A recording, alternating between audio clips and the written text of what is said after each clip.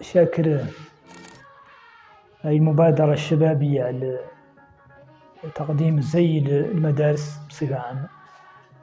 هاي المدارس اللي فاتت حصلت عليه، وراجين يوفقوا في تخليق فم مساهمات وتخليق فم مبادرات يتم تغطية الزي في المدارس المتبقية. هون لمستوى مدرسة رقم 4 تم تغطية الزي بصفة إجمالية من طرف هذه المبادرة الشبابية، حيث وقسم 85 زي من النوع الجيد، وبالتالي ما مطروحة مشكلة الزي بالنسبة للتلاميذ. كل تلميذ عاد عنده زيه الخاص، وعاد له يتنبط يطلع به، ما فهم عنده نقص في ذاك ولا طلب فيه. وكيف نفس الشيء المبادرة اللي عدلته بمجال إصلاح الطاولات، تم إصلاح الطاولات هون بصفة إجمالية، لكن خاسر منهم كامل وعدل، وهذا نشكر عليه هذا الشباب اللي بذل فيه وقته وجهده، ونشكر عليهم اللي المساهمين اللي ساهموا فيه، وراجين انه يتواصل باطه في القادم، يعود دائما ذوك النقص اللي يلاحظ يعود تتعاون عليه الناس كاملة إلين تغطيه. وشكرا. نحن اليوم شملنا تقسيم الزي المدرسي، وقد شمل الزي المدرسي جميع تلاميذ المدرسة بالغ عددهم 43 تلميذ.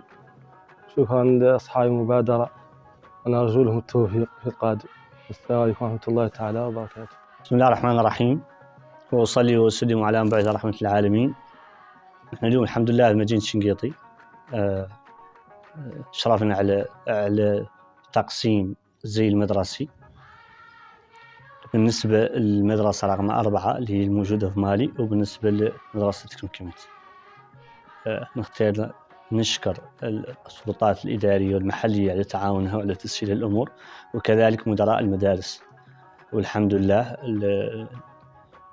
كل مدرسة جيناها توفر فيها الزي الجميع الطلاب اللي فيها. هاي الحملة متواصلة، وما زلنا نحتاج مساهمات الشنقيطي كاملين من أجل توفير الزي المدرسي ل3 مدارس من أكبر المدارس في المدينة. وطبعا الحملة متوقفة عند تبرعات المدرسة الشاب الشاطر. الفات تقريبا توفر من المبلغ الإجمالي 100,000 بالحساب المعروض التبرع، ونختاره تعود الأمور طبعا قديمة، تعود الأمور كي نعرفوا في الخير وفي شنقيطي التفاعل معها إني يتوفر لجميع أبناء المدينة زي المدرسي. ولا نحاول إن شاء الله وقع على إنه يتخطى المدارس الموجودة في الدشرة شور مدارس البوادي إن شاء الله تعالى. طبعا لا بجهودكم. نختار نأكد على أن هذه الحملة يعني أنها هي أول حملة تعدل الزي المدرسي في مدينة شنقيطي، لذلك شاكر القائمين على حملة نحن نستطيع العام الفائت، واللي من خلالها وفروا قدر من الزي المدرسي. مهم نحاولوا كان جهود تعود ياسرة، ونتعاونوا من أجل أن نوفر الزي المدرسي للمدارس كاملين سابق عيد الاستقلال. والله المسهل. وبارك الله فيكم، ولا رفع الله عنا ولا عنكم الستر إن شاء الله.